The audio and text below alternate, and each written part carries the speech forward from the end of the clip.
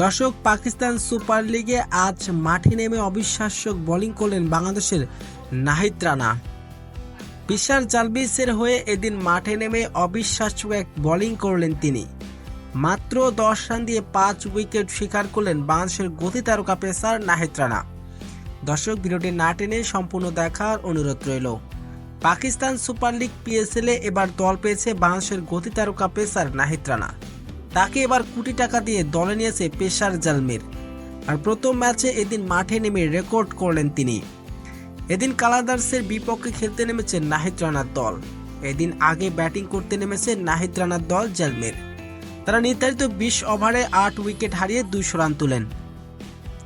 200 রানের জবাবে ব্যাটিং করতে নেমে শুরু থেকে দুর্দান্ত খেলেন কালান্দার্সের দুই ওপেনার। শুরু থেকে তেমন একটা ব্যাটিংয়ের আঘাত আনতে পারেনি জালমিরের বোলাররা। এরপর নাহিদ রানার হাতে বল তুলে দেন।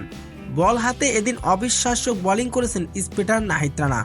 4 ওভার বল করে 10 রান দিয়ে নিয়েছেন মহামূল্যবান 5টি উইকেট। আর এদিন সহজে জয়ের দেখা পায় পেসার জালমির।